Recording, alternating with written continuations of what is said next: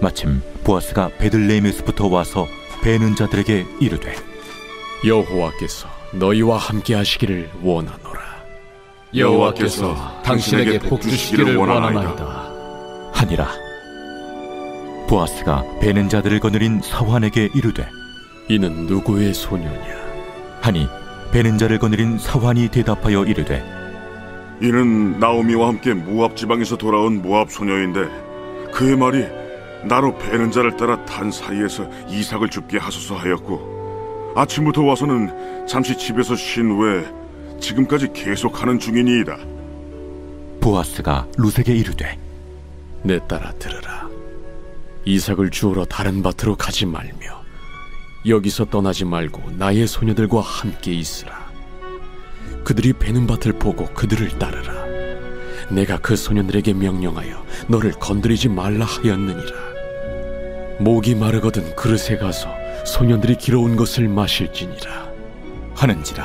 자, 저를 한번 따라 하시기 바랍니다. 나는 코로나19 시대의 룻입니다. 아멘이십니까? 자, 룻기 말씀을 계속 드리고 있는데 내가 지금 룻이라고 여러분들이 가정하고 상상하시면서 말씀을 들으시면 조금 더 실감나게 말씀을 들으실 수 있을 것 같습니다. 오늘은 하나님의 에이전트 보아스라는 제목으로 여러분들에게 말씀을 나누려고 합니다. 에이전트라는 이 단어를 여러분들이 듣게 되면 가장 먼저 뭐가 떠오르십니까? 에이전트라고 하는 이 단어는 간단하게 말하면요, 나를 대신해서 일정 금액의 수수료를 받고 일을 해주는 법정 대리인을 말합니다. 대표적으로는 스포츠 에이전트가 있죠. 그러니까 우리나라 야구 선수나 또는 손흥민 선수 같은 그런 축구 선수들이 다른 나라로 진출하게 될 때 영어 통역부터 시작해가지고 계약서 쓰는 거라든지 그다음에 연봉 협상하는 거라든지 이 모든 일들을 수수료를 받고 대신 해주는 법정 대리인이 에이전트예요. 그런가 하면 연예인 에이전트도 있고 미국에서는 굉장히 활발한 부동산 에이전트도 있습니다. 하지만 우리나라에서는 에이전트라는 이 단어가 또 내가 에이전트에 있다 이런 말을 하게 되면 별로 이미지가 좋지 않습니다.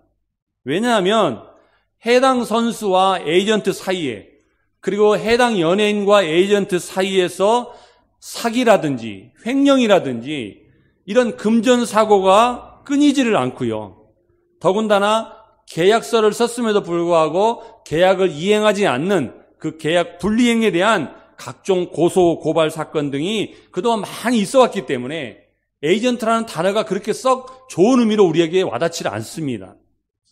그런데 오늘 우리가 읽은 이 본문에 하나님의 에이전트가 등장을 합니다. 누굴까요? 보아스입니다. 자, 우선 룻기 2장 1절을 같이 읽겠습니다. 룻기 2장 1절 시작.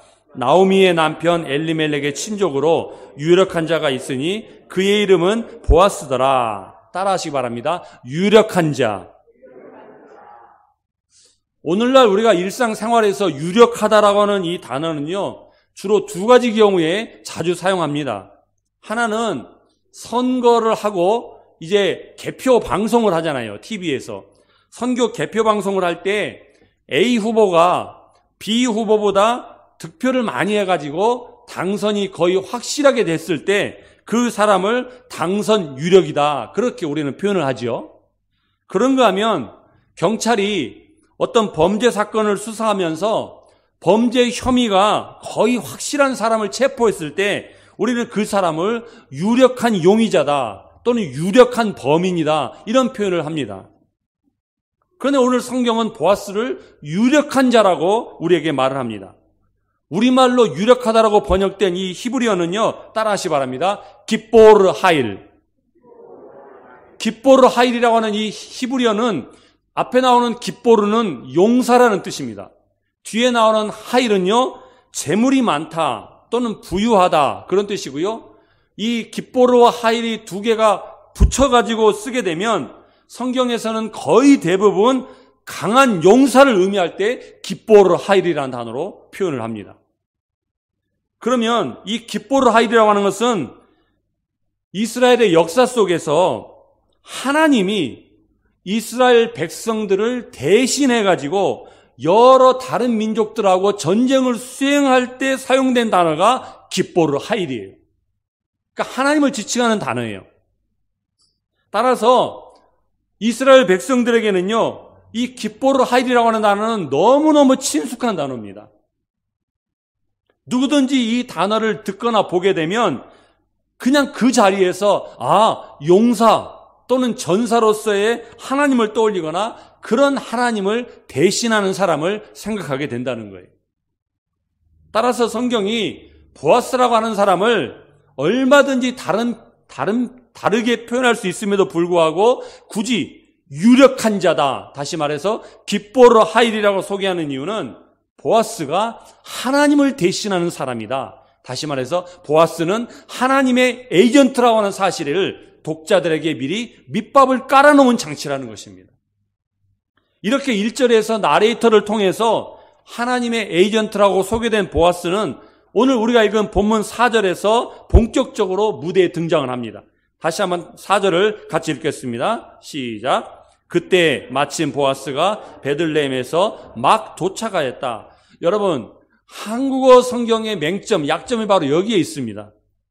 한국어 성경은요, 히브리어 원어 성경의 의미를 충분하게 살리지 못했습니다. 그래서 우리가 흔히 하는 말로 번역은 반역이라는 말을 많이 하잖아요. 아무리 번역을 잘해도 충분하게 번역할 수가 없는 거예요. 왜냐하면 우리가 읽었던 이 4절 말씀에도요, 히브리어 성경을 보시면 맨 앞에 따라하시기 바랍니다. 힌내. 다시 한번 힌내. 힌내라는 단어로 4절이 시작을 해요.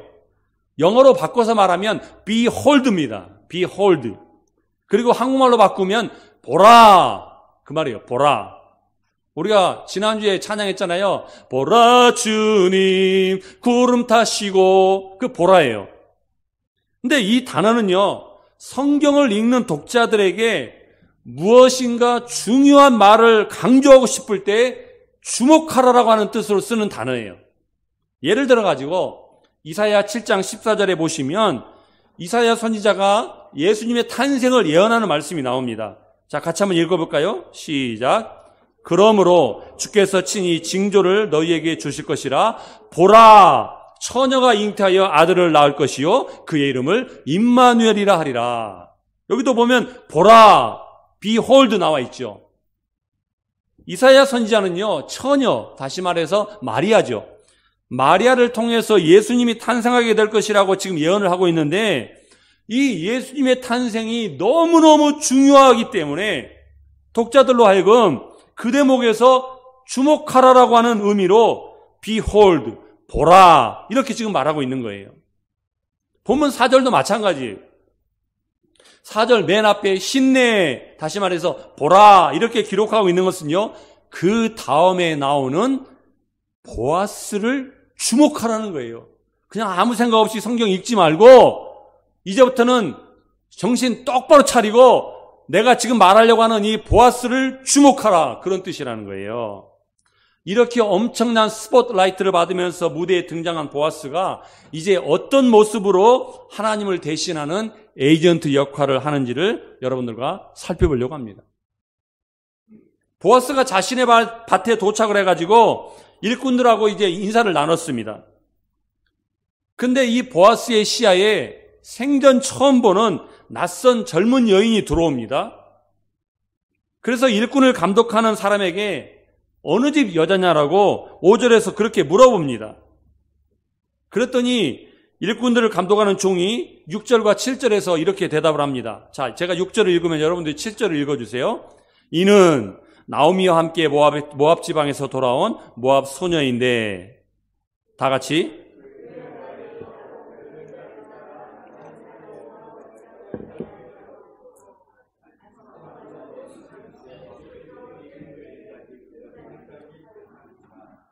자, 방금 읽은 7절 말씀도요, 한국어 번역이 좀 매끄럽지 않습니다. 자, 우선 한국어 성경에 집이라고 지금 번역되어 있습니다. 집. 룻이 아침부터 와서는 잠시 집에서 쉬었다는 거예요. 근데 그러면 이 집이라고 하는 게 도대체 누구의 집에서 쉬었다는 말이에요? 남의 밭에 이삭을 주우러 왔던 외국 여자 룻이 집에서 쉬었다고 한다면 자기 집 말고 어디 가서 쉬겠습니까? 근데 이건 상식적으로 말이 되지 않아요. 생각해 보십시오. 오늘날에도 막노동을 하거나 또는 들판에 가서 품앗이를 하고 일당을 받는 사람이 만약 중간에 잠시 자기 집에 가서 쉬고 오겠다고 하면 일 시키는 사람이 그러세요? 피곤하실 텐데 그렇게 하세요 라고 말하면서 허락해 주는 사람이 누가 있겠냐고요. 오늘날에도 그렇게 말하는 사람 없습니다. 하물며 그날 처음으로 일터에 나온 룻이 일을 하다 말고 중간에 자기 집에 가서 쉬고 왔다? 이건 말이 안 되는 얘기예요. 그렇다면 여기서 집은 자기 집이 아니라 더위를 피하기 위해서 들판에 임시로 지어놓은 쉼터와 같은 그런 장소를 의미한다는 것입니다. 차라리 그래서 한국 성경에는 집이라고 하지 말고 쉼터라고 번역했으면 더 매끄러운 번역이에요. 그래서 대부분의 영어 성경에서는 이 집이라고 하는 이 부분을 뭐라고 표현하느냐? 쉘터라고 표현합니다. 쉘터. 자, 여러분들이 보시는 이 그림은요, 프랑스의 유명한 화가죠. 밀레라고 하는 사람이 그린 이삭 줍는 여인들이라는 그림입니다. 그런데 이 그림에 보시면 앞쪽에 3명의 이삭을 줍는 여인들이 나오고요. 그 뒤쪽으로 제가 화살표 표시한 부분에 보면 작은 움막 같은 것들이 보이죠. 이게 지금 룻이 쉬었던 그 집이에요. 자, 두 번째로 한국어 번역에 다소 매끄럽지 않은 부분이 어디냐면 7절 끝부분에 나옵니다. 지금까지 계속하는 중이랍니다. 이 말씀은요, 굉장히 논란이 많은 말씀이에요. 왜냐하면 해석이 여러 가지로 되기 때문에. 지금까지 계속하는 중이라고 말은 했지만 뭘 계속했는지에 대해서는 말을 안 했어요. 그렇죠? 확실하지 않아요. 뭘 계속했는지. 대부분의 사람들은 이 말씀을 문맥의 흐름상 룻이 이삭 줍기를 계속하는 중일 것이라고 추측을 합니다. 그렇죠? 그러니까 룻이 아침부터 보아스의 밭에 와가지고 일꾼을 감독하는 사람에게 제가 곡식단 사이에 떨어진 이삭을 줍게 해달라고 요청을 했고, 그리고 중간에 잠시 쉼터에서 쉬었다가 지금까지 계속 이삭을 줍는 중이다. 우리는 이렇게 이해를 한다는 거예요. 물론 이 해석도 그다지 나쁜 해석은 아닙니다. 하지만 저는요, 이 해석에 그다지 동의하지 않습니다. 자, 왜냐하면 히브리어 성경으로 이 본문을 읽어보시면 룻이 일꾼들을 감독하는 사람에게 이삭을 줍게 해달라고 요청은 했어요. 그 부분은 히브리어 원어 성경에 나옵니다.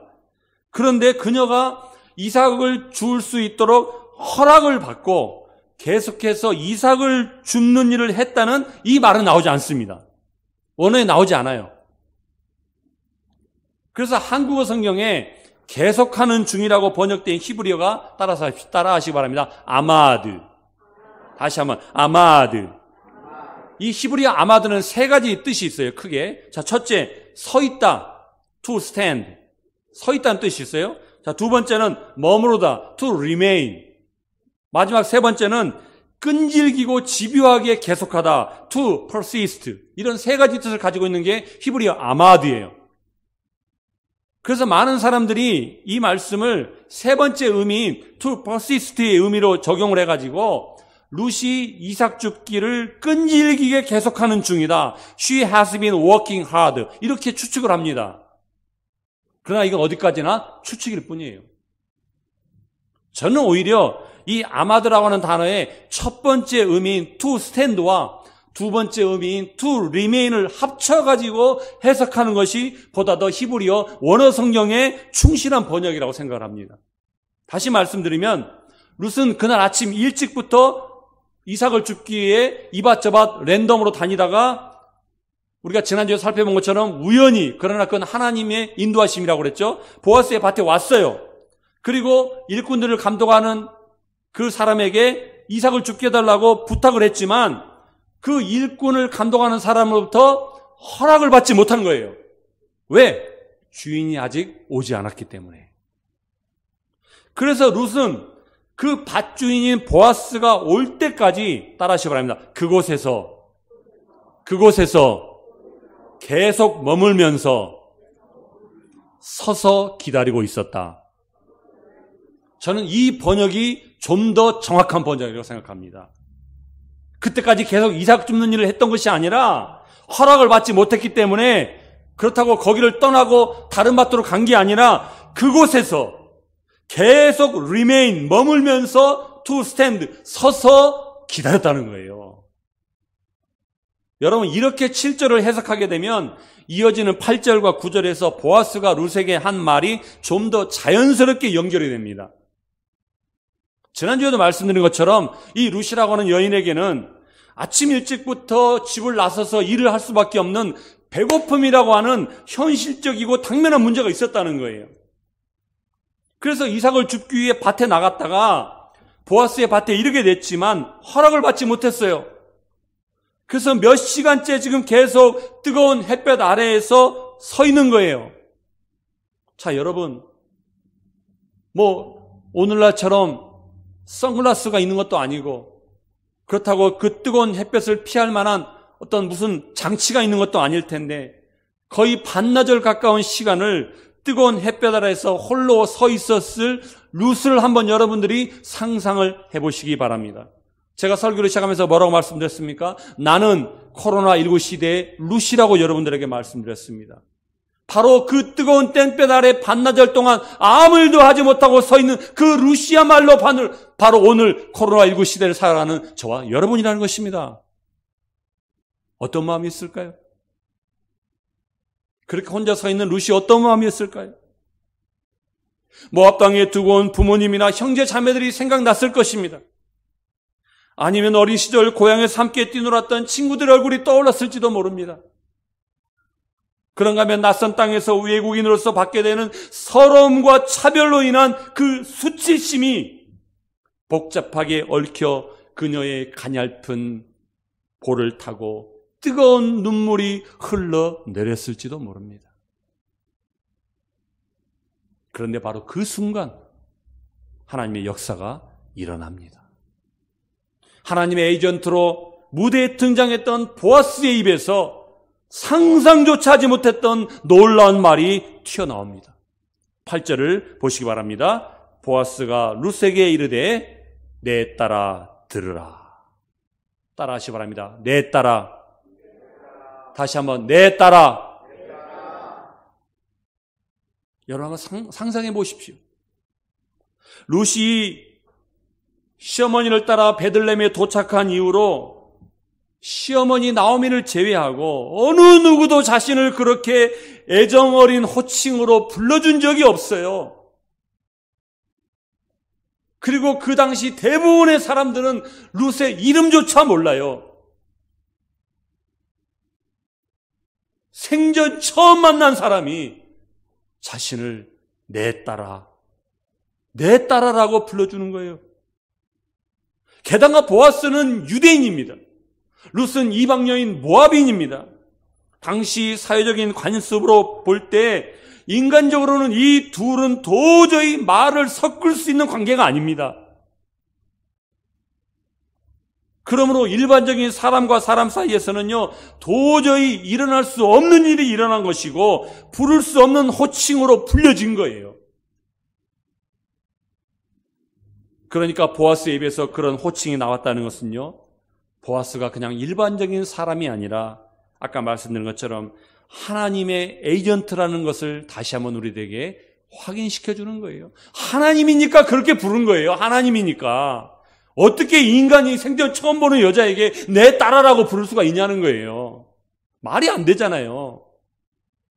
더 놀라운 사실은요, 하나님을 대신하여 보아스 입에서 나온 이 내 딸아라고 하는 호칭 한마디에 유대인과 이방인 사이에 높고도 험한 장벽이 한순간에 무너져 내렸다는 것입니다. 아멘이십니까? 마치 요한복음 4장에 나오는 유대인이셨던 예수님이 사마리아 여인에게 물 좀 달라고 말씀하시면서 유대인과 이방인의 담을 허무셨던 것처럼 어쩌면 그것보다 훨씬 더 파격적인 일이 바로 보아스가 룻을 불렀던 내 딸아라고 하는 호칭이 아닌가 싶습니다. 자, 이어서 이제 오늘 중요한 네 가지를 여러분들에게 말씀을 드리려고 하는데, 보아스가 룻에게 4가지를 제안을 합니다. 먼저 제가 8절을 읽고 여러분들이 9절을 읽어주시기 바랍니다. 이삭을 주우러 다른 밭으로 가지 말고 여기서 우리 집 여자 일꾼들과 함께 있으면서 이삭을 줍도록 하게. 다 같이.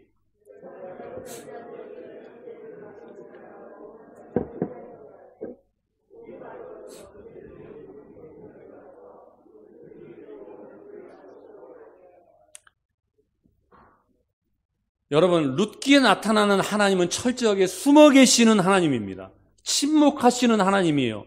직접적으로 개입하시지도 않고 직접적으로 말씀하시는 분도 아닙니다. 그러나 보아스라고 하는 하나님의 에이전트를 통해서 그의 입에서 나온 이 말은요, 다름 아닌 하나님이 하신 말씀이에요. 아멘이십니까? 이 4가지 제안은요, 그냥 겉으로 읽으면 이런 뜻이구나라고 표면적인 의미가 있지만 하나하나 살펴보면 훨씬 더 깊은 뜻들이 거기에 숨어 있습니다. 자, 그게 뭔지 하나씩 살펴보려고 합니다. 첫째, 같이 읽어주세요. 시작. 8절을 보시기 바랍니다. 이삭을 주우러 다른 밭으로 가지 말고. 여러분, 왜 보아스는 룻에게 이삭을 주우러 다른 밭으로 가지 말라고 했을까요? 이미 보아스는요, 일꾼들을 감독하는 사람을 통해 룻이라고 하는 이 이방 여인이 거의 반나절 시간 동안 아무 일도 못하면서 그 뜨거운 땡볕 아래 계속해서 서 있었다는 보고를 받았습니다. 그렇다면 룻이 다른 밭으로 가게 되더라도 똑같은 상황은 반복될 것입니다. 그렇죠?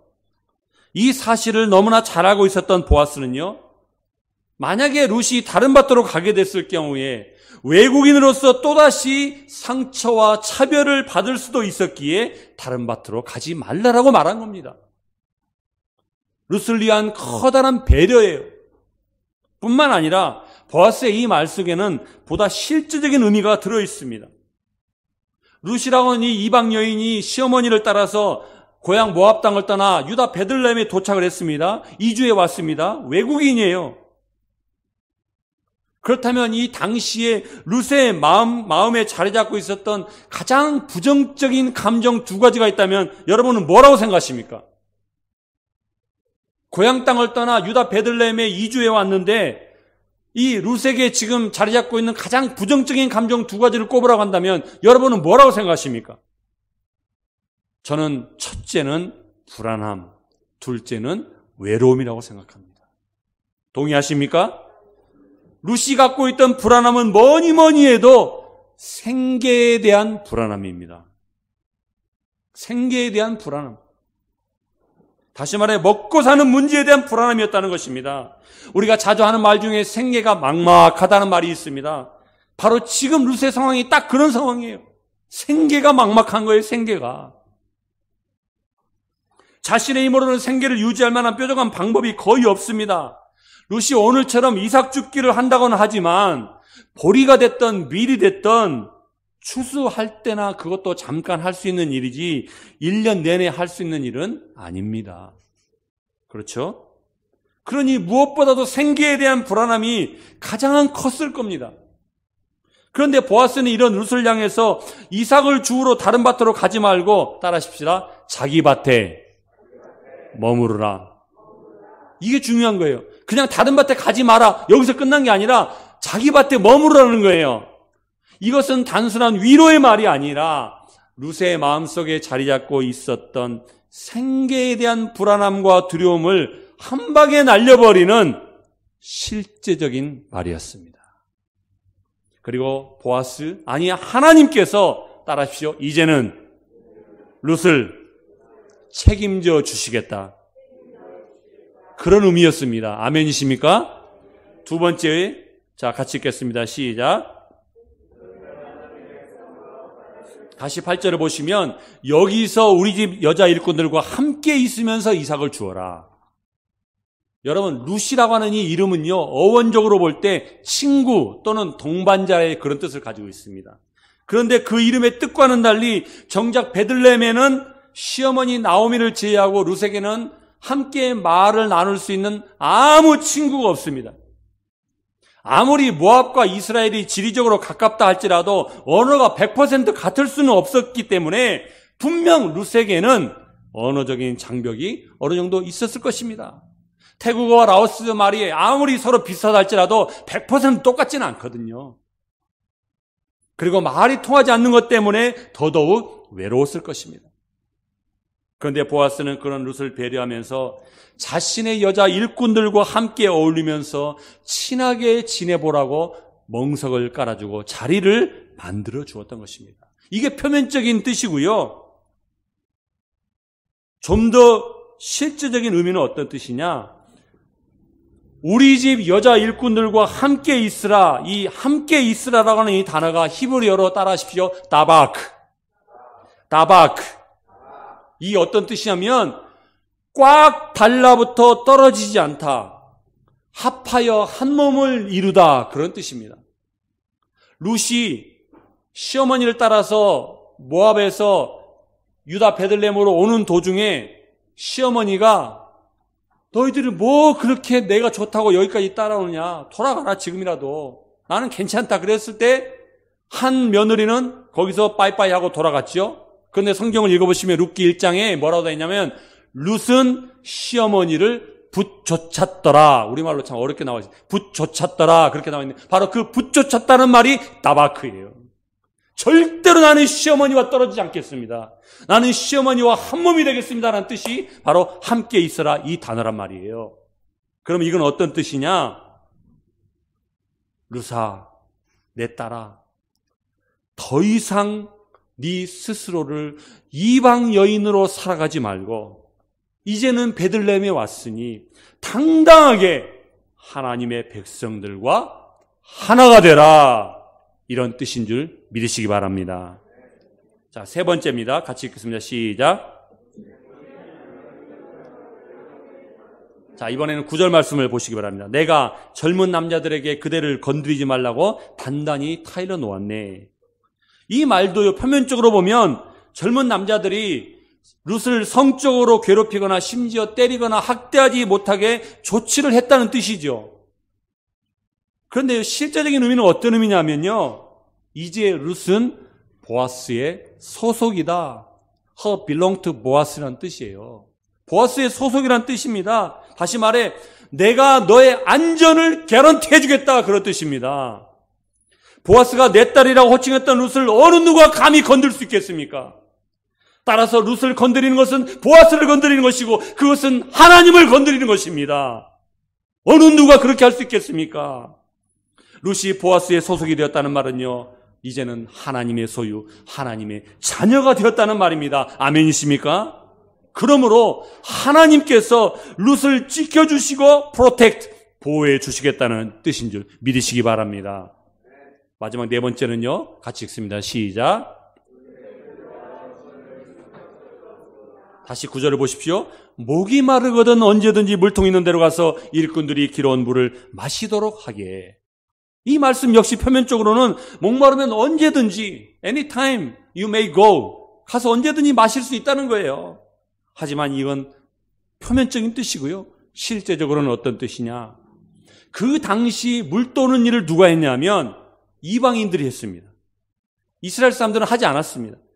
그리고 이스라엘 사람 중에 만약에 물 떠오는 일을 하더라도 여성들이 했습니다. 그런데 지금 보아스는요, 소년들이 길어온, 남자들이 길어온 물을 룻이 마시라고 허락을 해줬잖아요. 다시 말해서 물을 떠오는 일은 사실은 룻이 해야 될 일이에요. 룻은 여성이었고 이방인이었기 때문에 당연히 그녀가 해야 될 일입니다. 그런데 그 일을 오히려 하지 못하게 하고 젊은 남자들이 떠온 물을 이방 여인 룻이 마실 수 있게 했다는 얘기는요, 룻의 존재와 신분을 올려줬다는 얘기입니다. 사랑하는 드림교회 성도 여러분, 이제 말씀을 마무리하려고 합니다. 제가 지난주일에 하나님께서 우리의 삶을 인도하실 때는요, 한 방에 모든 문제를 다 해결해 주시지 않고 스텝 바이 스텝으로 단계적으로 우리를 인도하실 뿐만이 아니라 그 다음이 중요하다고 그랬죠. 우리가 하나님의 인도하심에 믿음으로 반응하고 순종할 수 있도록 우리의 역할을 블랭크, 여백으로 남겨두신다고 말씀드렸습니다.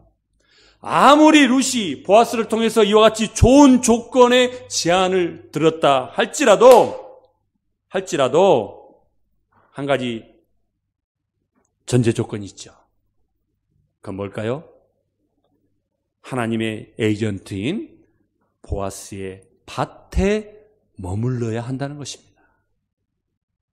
보아스의 밭을 떠나서 다른 곳에 가서 이삭 죽기를 하게 되면 이 모든 네 가지 제안은 다 날아가 버립니다.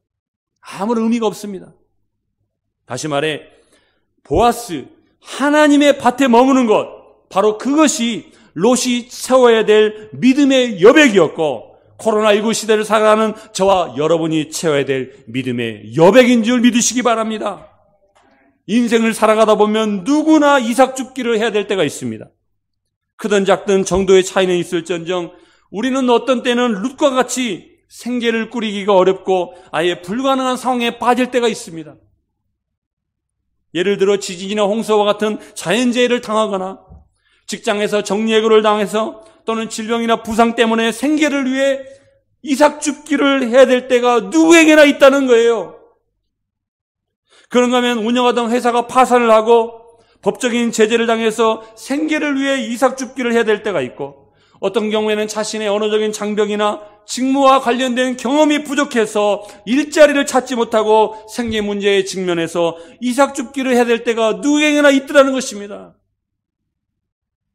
이 코로나 시기는요, 우리 모두가 지금 이삭 죽기를 하는 그런 때입니다.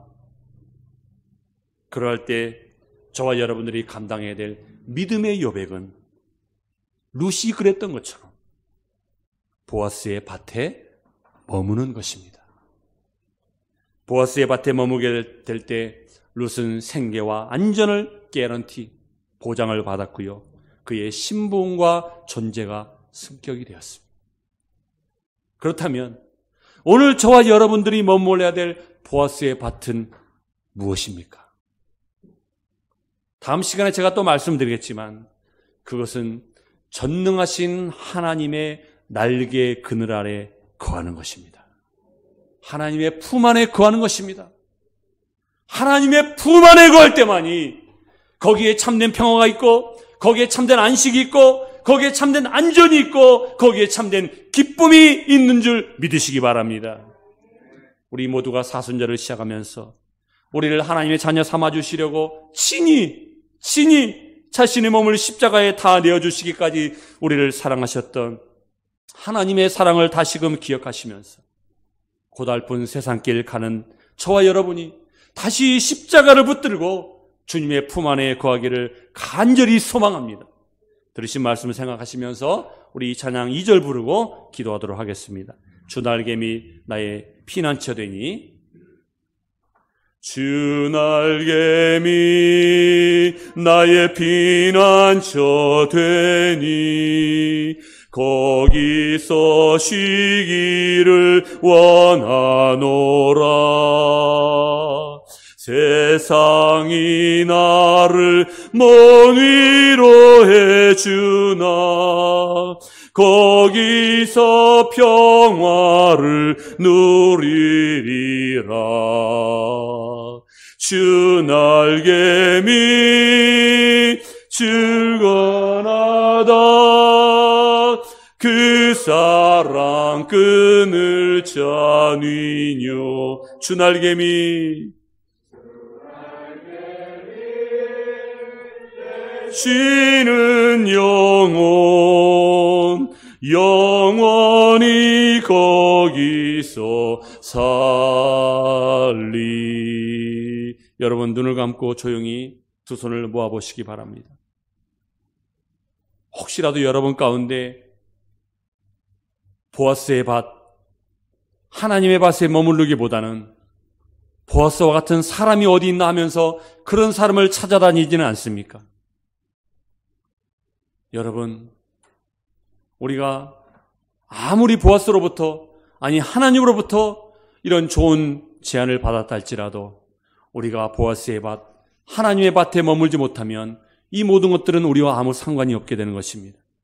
방금 불렀던 이 찬양의 가사를 다시 한번 기억하시면서, 주님, 이번 사순절 기간 동안에 혹시라도 제 마음이 하나님의 품을 떠나 있다면, 혹시라도 제 마음이 하나님의 밭을 떠나 있다면 다시금 하나님의 품 안에 주님의 날개끈을 안에 머무르는 시간 되기를 간절히 소망합니다.